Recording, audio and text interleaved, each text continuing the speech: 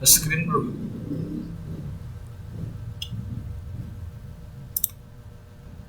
Okay. Okay. So, introduction to cluster analysis.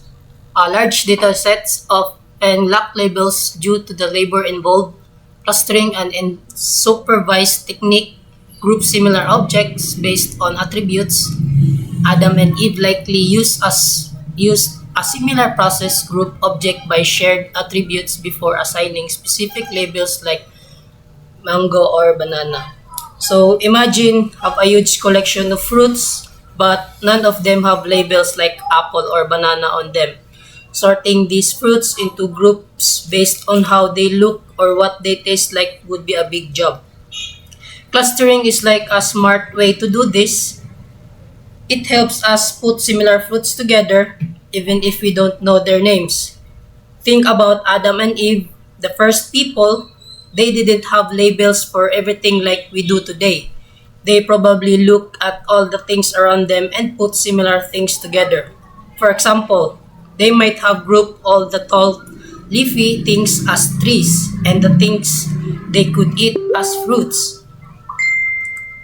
Once they had these groups, they started noticing differences. Some fruits were small, some were big, some were red, and some were yellow.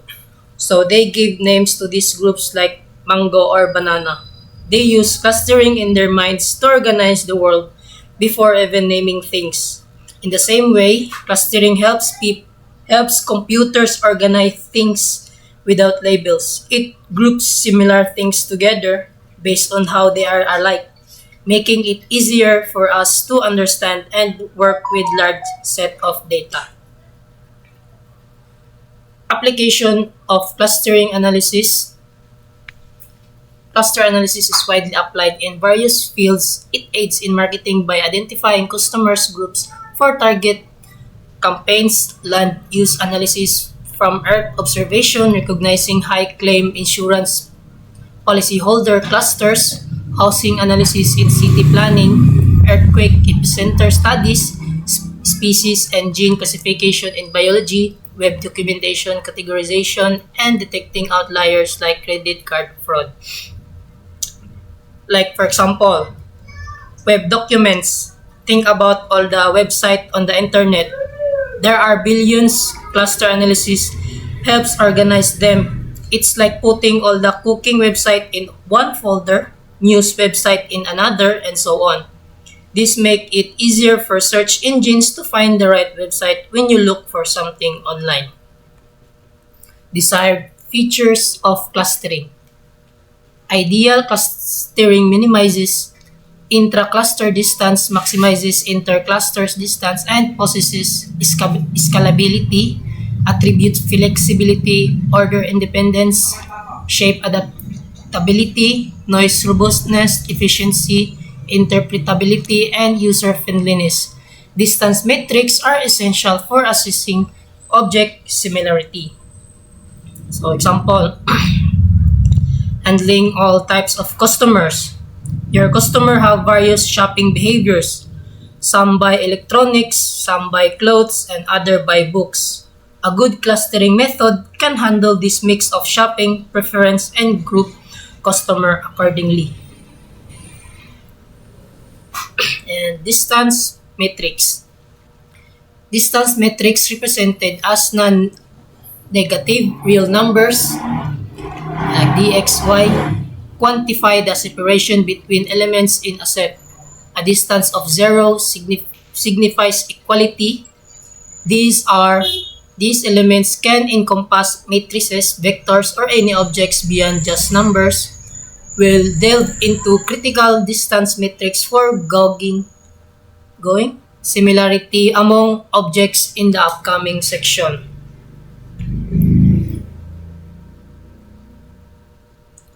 So Euclidean distance is a widely used method for distance calculation.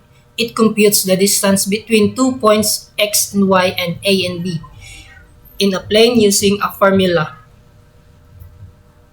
So as you can see, So the Euclidean distance between point A and point B is 5 units. This means that if you were to draw a straight line from A to B, it would measure 5 units in length. So next is Manhattan distance, also known as L1 distance. Manhattan distance is determined by summing the length of projection of the line segment connecting 2 points onto the coordinates axis. So suppose you have 2 points in a city. Example, suppose you have 2 points in a city represent on a grid point P at 3, 2, and point Q at 6, 5. To find the Manhattan distance between these points, you sum the absolute difference along each axis. So the Manhattan distance between point P and point Q is 6 units. This distance reflects the total distance you would need to travel along the city blocks to get from one point to the other following the streets and avenues. So the next one is Chebyshev distance, often called chessboard distance because of its relevance in chess. This metric is defined on a vector space. It calculates the distance between two vectors as the maximum difference along any coordinate dimension, resembling the king's minimum moves between squares on a chessboard. So example, consider 2 points in a grid, point X at 3, 5 and point Y at 1, 8. To calculate the Chebyshev distance between these points, you find the maximum difference along any coordinate dimension. So the Chebyshev distance between point X and point Y is units. Y is 3 units. This distance reflects the idea that it would take a chess king a minimum of 3 moves to move from one square to another on a chessboard, following only the king's allowed movement pattern. So, muna na siya. So, major clustering methods, algorithms. Clustering methods, algorithms can be categorized into 5 categories, which are given as follows. Partitioning method. It starts with random partitions and iteratively enhance them based on a chosen criterion. Hierarchical method. This approach organizes data into a hierarchical tree like structure using specific criteria, creating a breakdown of the dataset. Density-based method. Density-based clustering relies on connectivity and density ratios to group data points together. Grid-based method. Grid-based clustering employs a multi-level structure, often using grid or cells to efficiently organize data. So 5 is model-based method. In model-based clustering, a unique model is considered for each cluster, aiming to identify the best fitting model for each group of data points. So, mo ni siya, cluster analysis, partitioning, hierarchical, density-based methods, grid-based. So, K means clustering, partitioning, clustering. Clustering divides dataset into smaller cluster. This can be done qualitatively, like groupings grocery items into categorized, or quantitatively by measuring specific features like milk percentage. The partitioning method cluster object based on attributes. An important technique in this category is K-means clustering. So, imagine you're a supermarket manager trying to organize your store effectively. You have data about product attributes like price, weight, and sales volume. You can use quantitative clustering, specifically K-means clustering, to group products with similar price, weight, and sales volume. This method helps you place products on shelves to make shopping easier for customer and boost sales. K means clustering.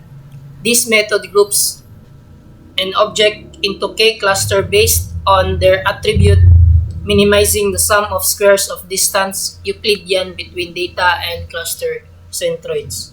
So example, suppose you run an online clothing store and you want to group your customers into three clusters based on their purchase history, like total spending, number of items or bought, number of items bought.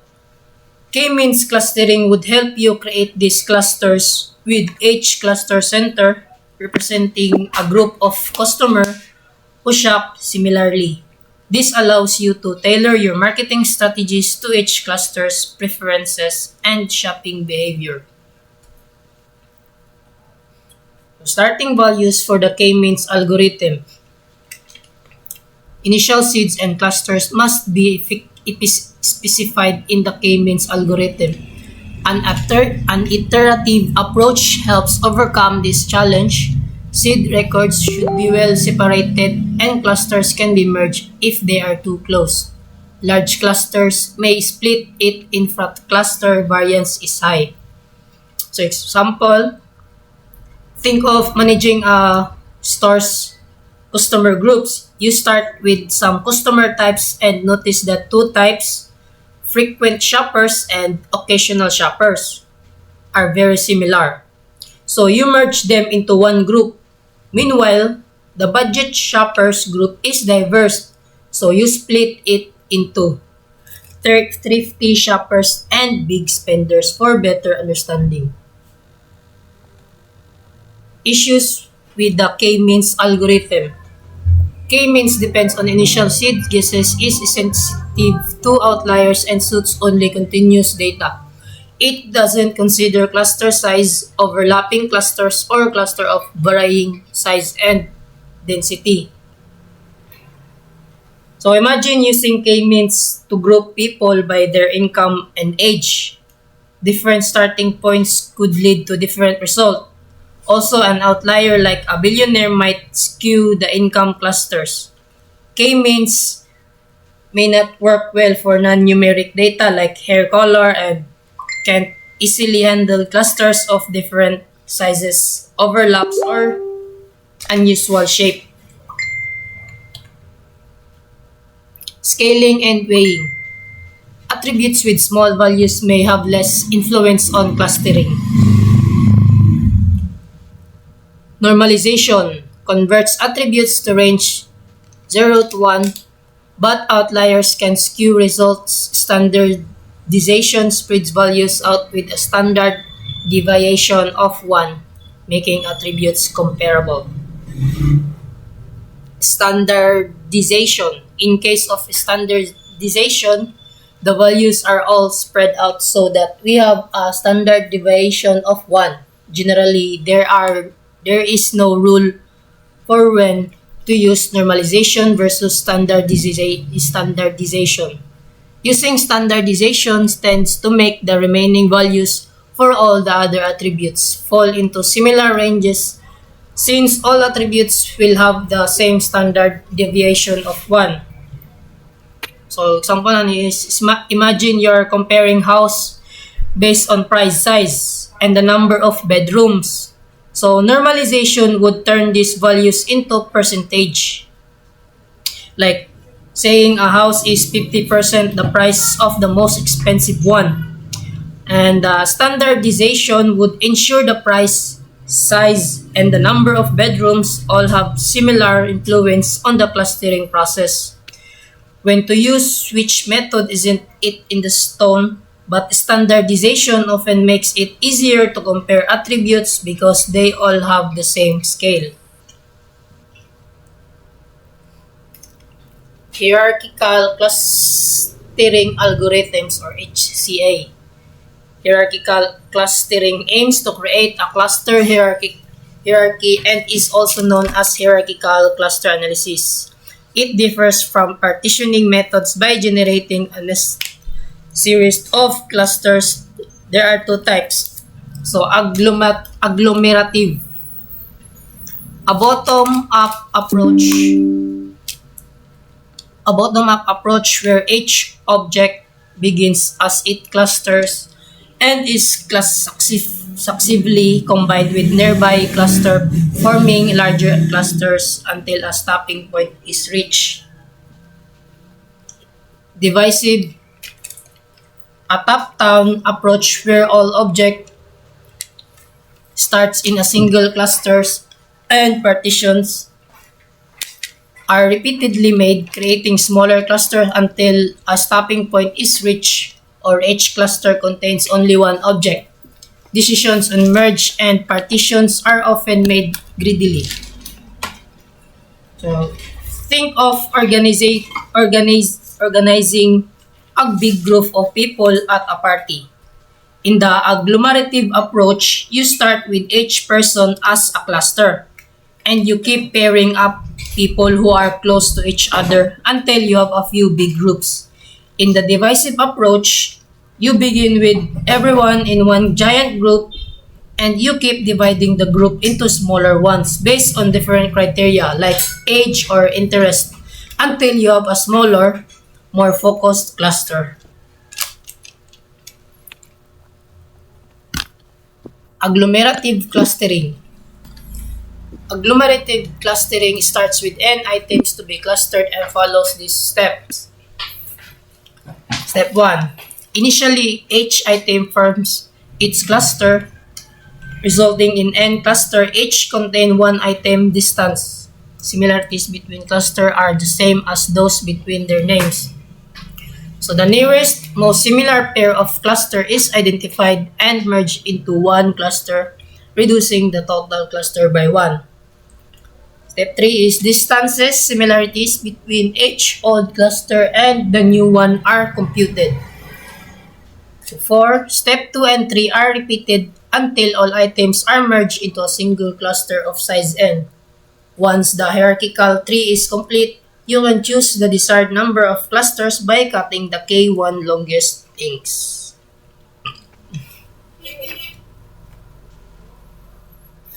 So,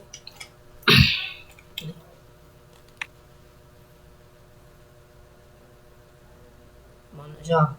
Agglomerative o divisive. So, this method creates a hierarchy by merging similar item clusters. It starts by merging the closest pairs based on a chosen measure. Cutting the hierarchy at different level yields specific cluster. After the second step, so imagine you have 6 items R, S, T, X, Y, and Z. You start by pairing up the closest items based on some measure. For example, you might first merge S and T because they are the most similar. Then you might merge X and Y because they are the next closest. Now you have R, S, T, and X, Y, and Z left as separate clusters. If you cut the hierarchy, after the second step, you get specific cluster like R, ST, XY, and Z. But if you cut it after the third step, you get larger clusters like R, ST, and XYZ. This process helps you see how items are related at different levels of granularity from very specific cluster to larger.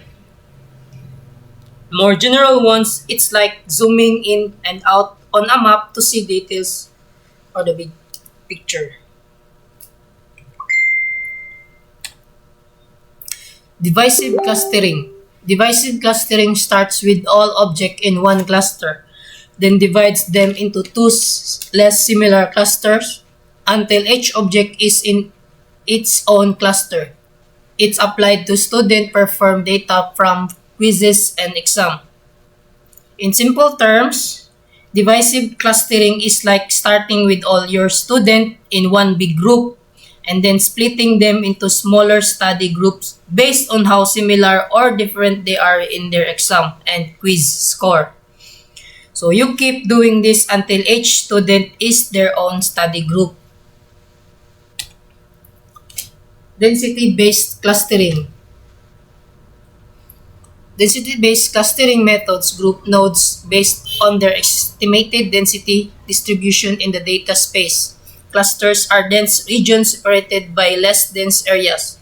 A cluster is a maximal set of density connected points. A famous method in this category is DBS-CAN, density-based spatial clustering of application with noise. Example is, imagine you're studying the distribution of trees in the forest and you want to find clusters of trees. In this case, density-based clustering is like trying to find areas where there are lots of trees close together. So now, DBS-CAN density-based spatial clustering of application with noise is like having a special tree sensing device that helps you locate these densely packed tree clusters in the forest.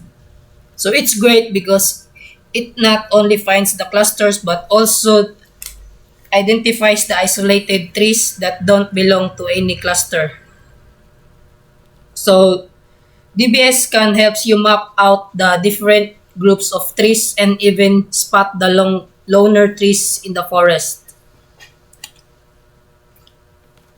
So the DBS-CAN algorithm identifies clusters based on the concept of neighborhood, core points, border points, and density reachability. It classifies data points into core points, border points, and outliers, resulting in the formation of cluster. So, algorithms for DBS-CAN. Find the epsilon neighbors of every point and identify the core points with more than mean PTS neighbors. Find the connected components of core points on the neighborhood graph, ignoring all non-core points. Assign each non-core points to nearby cluster if the cluster is an epsilon neighbor, otherwise assign it to noise. So strength of DBS-CAN algorithm has advantage such as not needing the initial number of clusters, requiring only two parameters, identifying clusters of any shape, and being robust to outliers and noise.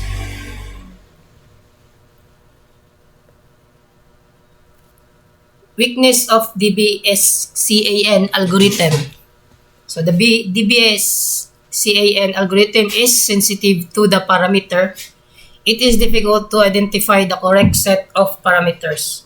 The quality of the DBS-CAN algorithms depends upon the distance measured like neighborhood and mean points.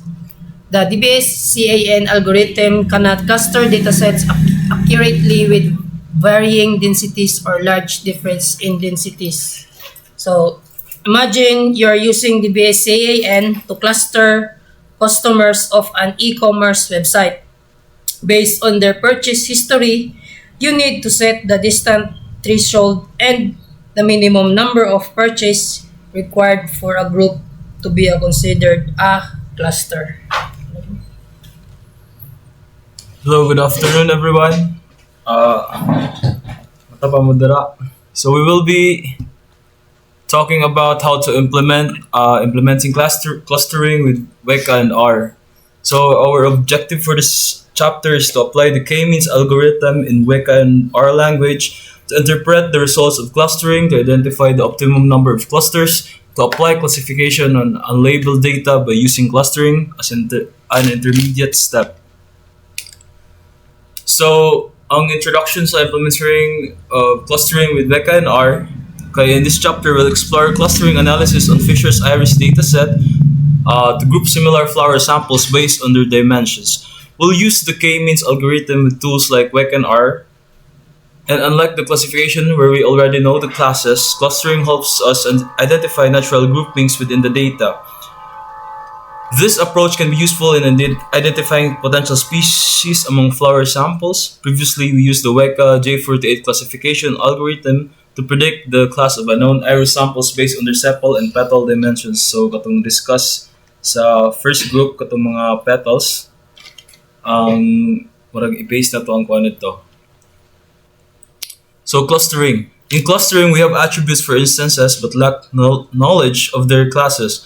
For instance, with the iris dataset, we know flower dimensions but not the classes. Our objective is to group instances based on their similar attributes or dimensions and subsequently determine their classes.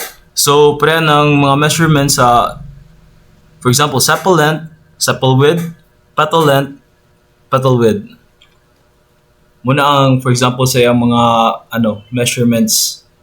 And after that, in this chapter, we explore scenarios where we lack information about the classes, their quantity, or how to define them. Using Fisher's iris dataset as an example, we'll start by removing the class attributes species to make it unlabeled. Then we'll employ clustering algorithms to group the data based on attributes like sepal length, sepal width, petal length, and petal width. This dataset's advantage lies in our ability to compare the clustering results with the labeled data to assess accuracy. For instance, Anderson initially classified the samples, allowing us to evaluate how well our clustering aligns with the original classes in the dataset. So as we can see in this illustration, makita na to ang clustering algorithm na katong sa assigned by Anderson. So makita na to gi-match siya after pag human og match kay either pwede siya mo choose og yes then mo diretso sa mo ping siya nga success, and if wala is no then mangutana din why ngano man wrong approach or wrong ba ang classification. So muna ang clustering algorithm, and after that clustering Fisher's iris dataset with a simple k-means algorithm. So let's use Weka's k-means algorithm on Fisher's iris dataset.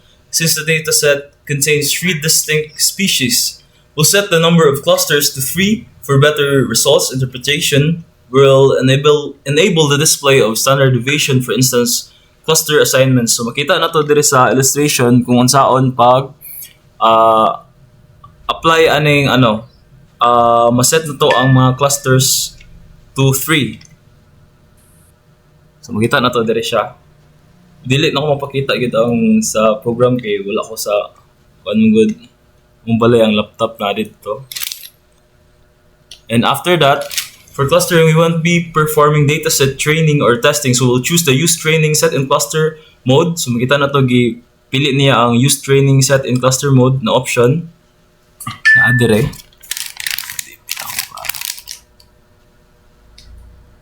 So kani. And additionally, we want to store clusters for visualization purposes. As mentioned earlier, for clustering, we should work with unlabeled data. To achieve this, we'll exclude the label attribute, which is the species, class attribute by using the ignore attributes option, and selecting class in the select items dialog box. So, makita na to sa illustration nga naa dira tanan iyang gipang pinpoint kung unsa tong ipilion na options para mugawas ang kuan kaning result. So naa diri numeric nominal ang sa result, and kana ang mga stuff. So usa pa day i-discuss na to is ang pag-handle of mga missing values. When dealing with missing values in a dataset within the context of the simple k-means clustering algorithm, the algorithm takes automatic steps to address these gaps. Number 1, missing numerical attributes. Kani if na mga missing values in numerical attributes, the algorithm handles this by replacing the missing value with the average mean value calculated from all the other known values within the same attribute. This approach helps maintain the integrity of the data and ensures the missing values do not significantly affect the clustering process.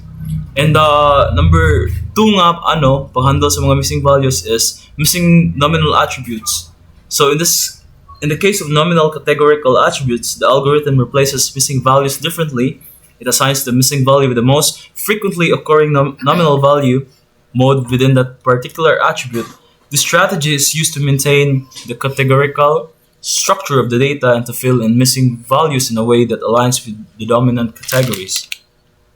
So if employed natin yung mga mechanisms, the K-means clustering algorithm aims to handle missing data gracefully, making it suitable for datasets where some values may be incomplete. This way, the algorithm can proceed with clustering while mitigating the impact of missing information on the results. So bahalag na ay missing na mga attributes, nominal man or numerical, mo kuan gyapon siya, mo produce gyapon siya og kanang result gyapon. And we will tackle about result analysis after applying clustering. So kanina naman, after applying the simple K-means clustering algorithm, we observe the centroids of 3 clusters and the standard deviation for sample values in each cluster. The algorithm identifies 3 clusters with 61 instances in the first cluster, 50 instances in the second cluster, and 39 instances in the third cluster. Given that we are using the iris dataset, which inherently has 3 clusters, setosa, versicolor, and virginica. With 50 instances each, we can see that one cluster has been identified perfectly. However, there is a discrepancy of 11 instances shifting from one cluster to another, results in identified cluster count 61, 50, and 39. So makita na to there sa illustration kung pila ang na-cluster sa results. And which inherently has 3 clusters, ang setosa, versicolor, and virginica, kaya na sila 50 instances each. So nadira guys ang result. And makita na to mo ni ang kuan katong giingon na to setosa, versicolor, and virginica, which is 61, 50, and 39. Ayun, paguman ana. To compare the results given with the clustering algorithm with the actual clusters, we select the classes to cluster evaluation in cluster mode and rerun the clustering algorithm. Using this, we can get more information on where Weka put each iris sample.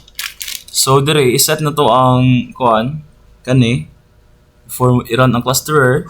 After that, class names assigned to clusters by Weka. Makita na to dire kung unsa yung mga kuan. Tara. Dayon ang unsa po ng clusters na mga samples na giput-in nato.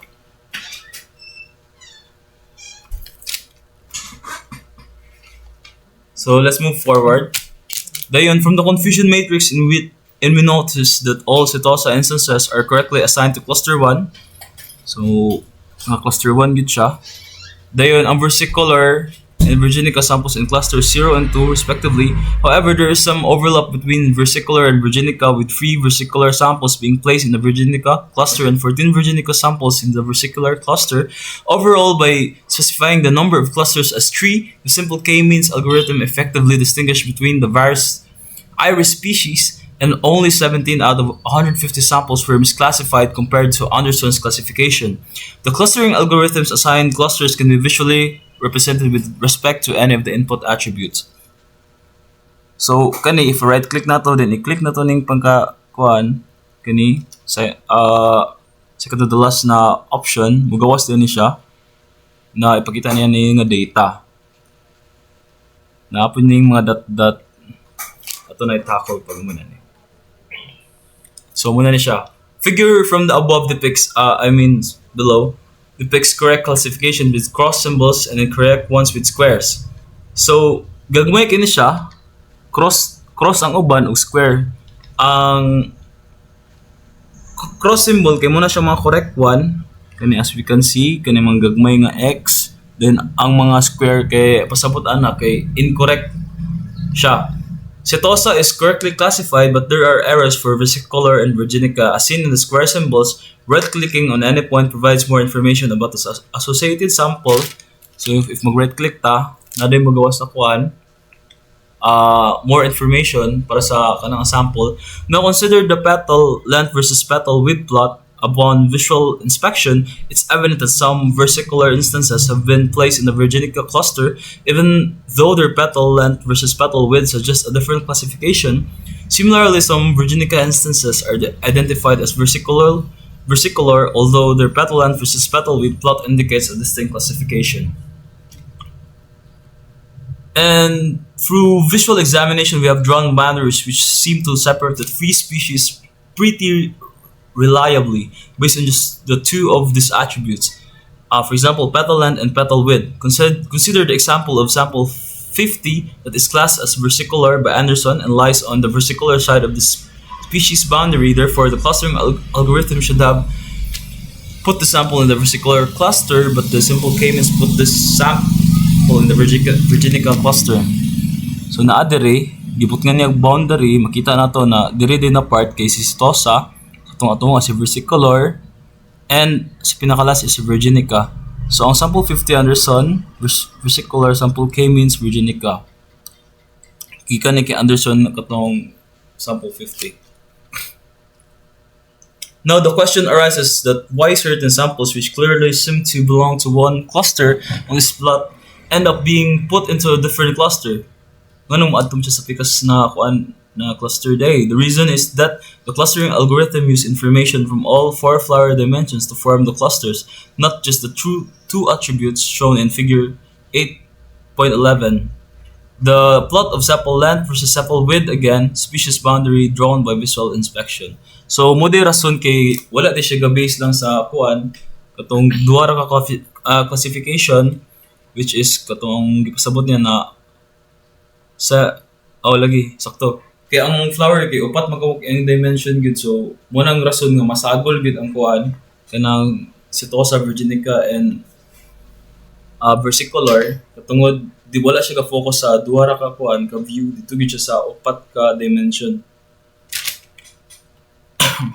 So if we look at petal length and petal width, sample 50 looks like versicolor, but if we look at sepal length and sepal width, it looks like virginica. The point is that the clustering algorithm takes into account all attributes except class attributes when clustering samples. So when all flower dimensions are taken into consideration, the simple K-means algorithm put sample 50 in the virginica cluster, not versicolor. In contrast, recall that for our decision tree classifier, it made decisions only on the basis of petal length and petal width measurements. It did not consider sepal length and width in the classifier. Dayon, identification of centroids for each cluster. The dimensions of the centroid of each of the cluster built by the clustering algorithm can be seen in the clustering with output window along with the standard deviation. The centroid is the center of the mass of the measurements for a particular attribute and particular cluster. So makita nato diri ang different clusters sa sepal length and then sa sepal width.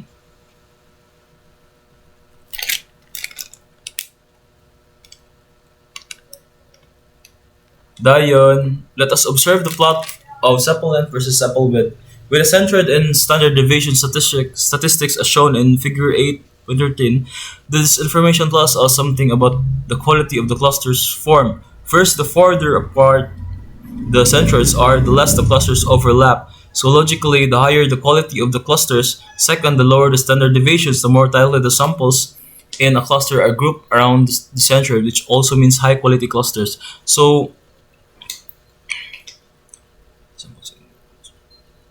So ang pasabot sa high quality clusters kay kanang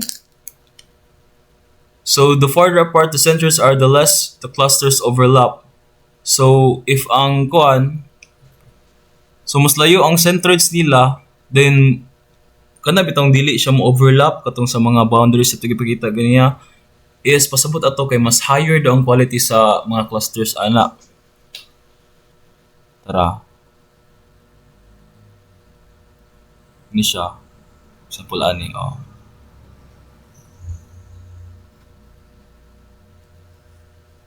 So Setosa na siya nga part. After that, the simple K-means clustering algorithm provides another useful measure for assessing clustering results, and it is within the cluster sum of squared errors. So concept of within cluster sum of squared error. To understand the concept of within cluster sum of square error, let us consider the error for petal width on sample 5. The petal width for sample 5 is 3.6.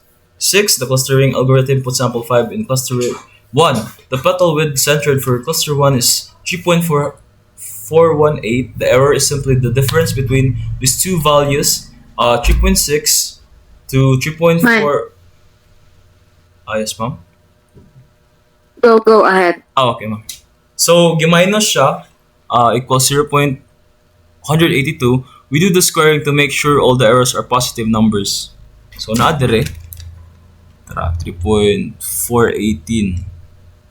Dayon, the pedal width for sample 5 is 3.6 man. Ato lang siyang gi-minus. Dayon, ang nigawas is 0.182. Muna, naa siya'y error. Error. Pero, i-make sure good dire pod na part nga kuan positive good ang number na magawas pod sa error. Dayon, if you square that error for each sample, if you square na to, the cluster and add this up for all the samples in the dataset, you get within the cluster sum of squared errors for that clustering run. Obviously, lower the error, the better the results of the run. So, dapat yun lower ang error para mas kuan, mas nice yun ang result sa pag-run na to ato nga specific cluster. Identification of the optimum number of cluster using within cluster sum of squared error. In our iris dataset, example for clustering, we know that there are 3 flower species, so we set the number of clusters to 3. So for the k-means algorithm, however, when dealing with unlabeled data, determining the optimal number of clusters becomes crucial. To do this, we use a key metric called within cluster sum of squared error, or for short, we call it the WCSS. To find the optimal number of clusters, we start with k equals 1, number of clusters, and calculate the corresponding WCSS. So, karang gigamit ito key metric na ginatawag na WCSS, or sum of squared error within the cluster sum of squared error. Then we increment k by 1, calculate the WCSS again, and repeat this process by plotting a graph of k values against their respective WCSS values. We can identify the optimal number of clusters for the unlabeled data. So eto, nigawas na ang graph na itong gigamit ng WCSS. If you don't know how many classes there are, just keep adding clusters until diminishing returns are achieved. Here little added benefits specifying 4 clusters. So naa dire mga error o mga clusters, pero murag increment ra gyud siya per me para ma-achieve na nga graph. So makita nato nga naabot na siya sa sa 60. And then in the graph, we need to pinpoint the point where improvements in cluster sum of squared error, or WCSS, plateau. In our dataset example, we notice a significant reduction in error up to 3 clusters. So nagkagamay siya, pagkaabot sa mo na sa 20, gamay na gid kayo siya. With diminishing returns beyond that, therefore 3 clusters seems like a reasonable choice for this dataset and clustering method. It's essential to note that increasing the number of clusters further reduces the within cluster sum of squared error, WCSS, and setting the number of clusters equal to the dataset's instances reduces it to 0. However, this can lead to overfitting of clusters. Hence, the number of clusters should be selected where the reduction in the within cluster or WCSS improvement starts to flatten out noticeably, indicating a balance between cluster granularity and overfitting. So mag-set gyud dapat punta og kuan specific nga size sa atong para kanang ginagamit nato ng WCSS para po dili pud siya kanang sakto ra pud bito ang result, dili kanang balance sa siya ba muna ginapasabot sa last sentence. And after that, identification of the optimum number of clusters using within cluster sum of squared error, so WCSS again. We previously highlighted that classification relies on labeled data for predictions. However, in many cases, obtaining labeled data is resource intensive.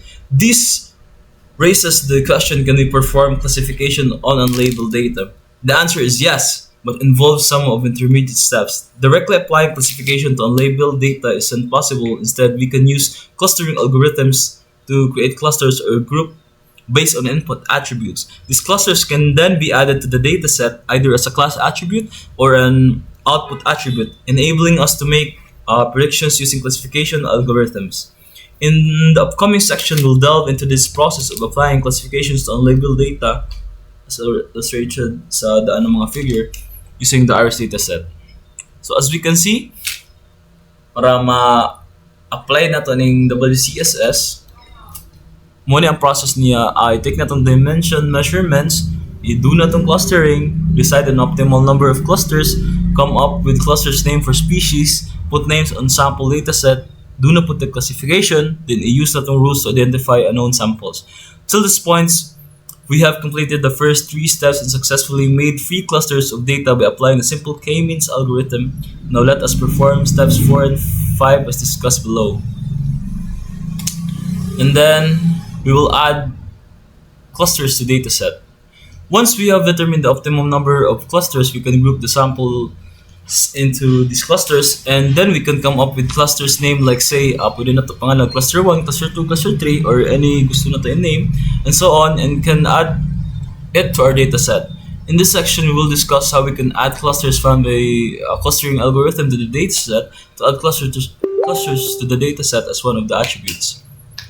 We have to use the Preprocess tab, upload the iris dataset, and then select number of class. We choose this option because we don't want Weka to assume any of the attributes as a class attribute. Now we have to add an attribute to our dataset that will hold the name of the cluster that Weka will put each sample into. So still on the Preprocess tab. So we go to choose and then select the add cluster filter, but do not apply the filter yet. So makita na to dire, makita na to ni. Muna itong kailangan buhaton. So pislito na to ng add cluster na add dire sa preprocess ng tab. Kani. Auto mouse. Kani. Pislito na to ng add cluster. Then after that we will select no class. Make sure na to nga i-select na tong no class para kung dili na to na pisliton, dili pundi mo gawas ng add cluster. So after that, before natin apply ang add cluster filter, we need to configure it. Here we will choose the simple k-means cluster and specify them clusters as 3. Now we still need to ignore the species attribute, which we do by setting ignored attribute indices to 5, since species as the 5th column in the data set. So na dire. Add cluster. Choose na to ng simple k-means. Then ato din yung iset as 3. Kaya yung 3 man itong nakabutang ganihan na kailangan natin cluster. Then this one dayon. Yeah. Isetting ignored attribute indices to 5. Giset na to diri og 5. Dayon, go ahead and apply the add cluster filter. Applying the add cluster filter automatically runs the selected algorithm. In other words, we do not need to go to the cluster tab and run simple k-means. Since applying the filter does this automatically, when we apply the filter, we do see a new attribute called cluster pop up in the attributes box. So after na to i-run, magawas din cluster. Apply na to, then select itong no class. To further analyze this clustering process, we can compare the values of cluster attribute added by the clustering algorithm with the already existing species column by clicking the edit button. The label is highlighted, indicating that it is now the class attribute as shown in figure 8.20. If you scroll around, you can find the 17 samples that Weka cluster differently than the species given in the original dataset. So our results are the same regardless of which way we run a simple k-means, except that now we have the cluster assignments added to the dataset. So muna ni ang results niya. Kita din na to ang 17 ka samples. So naa siya sa pwede po na to edit. Saman to.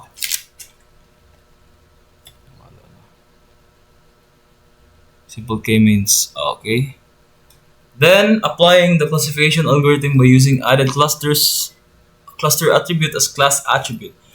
We have a data set where Weka has separated all the samples into 3 clusters. So what we will now do is build a J48 decision tree using the new cluster assignments as class values. We start this by hopping over to the Preprocess tab and removing the class attribute, which we do not want J48 to use when building a tree. Now we just go over to classify, choose J48 with default settings and run it. Wow, J48 generates prediction rules. So igura na to siya is-set as default settings. So na diri choose to ning J48, then percentage split. Ato lang ning follow gid ang mga instructions. Start mo din mo gawas dahil nga po pakita po niya ang mga prediction rules. So muna ang J48 decision tree. Now, by right-clicking on the model, we get a visual depiction of the decision tree generated by the classifier. So, if we right-click na to siya, guys, and i-click na tong model, makita na to ang petal width, monidere 0.6, pag-cluster niya 50, petal length, then pag-cluster 34, sepal length, and so on. Muna ang tree na gawas paggamit sa J48. Now let us compare the rules generated using clustering compared to the rules generated from the original dataset, which contained Fisher species attribute. It appears that when creating our decision tree from clustering results, sepal length becomes important distinguishing among species as shown in Figure 8.23, as clustering considers all 4 attributes to divide the instances into clusters, and then these clusters are used to prepare the decision tree. Thus all attributes appear in the decision tree derived from clustering. So diri ito na siyang i-compare using clustering compared to the rules generated from the original dataset. So tara. So muna yung giderive sa clustering pero muna yung original. So makita na tong mga differences nila. Example, petal length sa derived from clustering na diri sa daan is 4.9 siya. Diri kay So basically mo lagi compare ni ang duha ka dataset from gikan sa original. And after that, pruning the decision tree. We can simplify the generated decision tree further through pruning, a technique used to streamline the tree. Normally, J48 creates a branch if there are at least 2 instances to follow that path. To reduce the number of branches, we can increase this threshold so that a branch forms only if more than n instances follow it. In the J48 classifier's generic object editor, accessible by double-clicking the J48 classifier option, increase the min num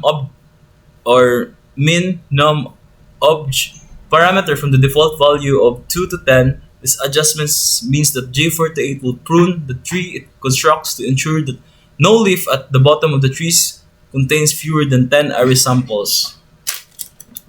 So naadere, the results of increasing min number object from 2 to 10 is shown in Figure 8.25. Note that we do not have a few additional misclassified samples, but we also greatly simplified our rules. So naadere, makita na to giset na to og 10. So di siya muna og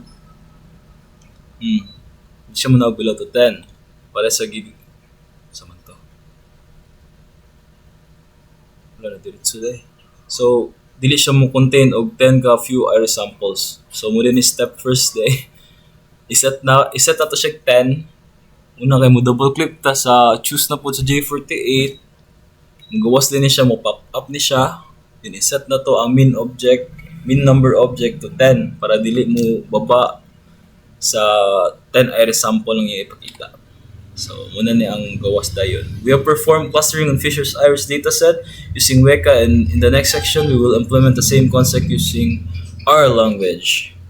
So clustering in R using simple k-means. So sa R the following steps are followed to perform k-means clustering in R. Step 1. Loading the dataset. We will first load the iris dataset to perform clustering. Since the iris dataset is widely used, the CRAN community has already provided the dataset in R-based data, and we can immediately start using it in R. The following commands show the iris dataset statistics. So ang code ani is kana siya code str dayon parenthesis close parenthesis iris din close parenthesis. So if ato nang enter nga code, ipagawas din niya ang mga data na which contains the sepal length, sepal width katong sa iris dataset kaniya. Dayon after that ato na pong ibutang na kuan na code is kaning kita na to dire iris df and iris underscore df. So muna siya magawas sa R console of mo to tong enter. Same lagi pa siya dito sa Weka. Itong pakita na ko gani ha na kuan ang output. Then step 2, removal of the class variable from dataset. Out of these 5 attributes, 4 of our attributes are quantitative and 1 attribute species is categorical. Therefore, to perform clustering, we will remove the species attribute from the dataset and save it in a different list for later use by using the following commands. So, muna ang following commands. Kani makita na to. I-enter na to ni siya tanan. Then after na to i-run ni, the 5th attribute which is species gets removed. Now the iris data frame consists of 4 attributes. So nigawas na siya. Makita na to, 4 ra siya ka attributes ang mugawas. Limit kipon siya into 10 iris data sets. Then if after ni apply na to ang k-means algorithm, now we apply k-means algorithm clustering on the iris dataset frame by specifying the number of clusters to 3 and number of iterations to 20 as given in following commands. Muna siya ang iris cluster, muna na code. Diri na to is-set kung pareha gyapon ganiya 3 kay ang ganiha atong gisunod gud kay 3 gud sa k-means algorithm. Then ang number of iterations kay 20. Sample given sa sample dere. It has been observed that clustering algorithm has identified 3 clusters such as 1, 2, 3, 1, 2, and 3. The algorithm has put 62 samples in cluster 1, 50 samples in cluster 2, and 38 samples in cluster 3. We already know each class of iris dataset consists of 50 samples. After analyzing the results, we can observe that 50 samples of one class has been identified correctly and 12 samples have been classified wrongly and assigned to a different class. The cluster size can also be identified using the following command and its output. So kanina code kay pakita niya ang table which is mas simplified, mas makita na to in kanang mas dali siya makuha na to by identify na gikan sa 1 kay 62 di kabok ang na-cluster samples and sa 2 50 and sa 3 38. Similarly, the centers of clusters are shown in katong sa past na figure and can also be identified using the following commands. And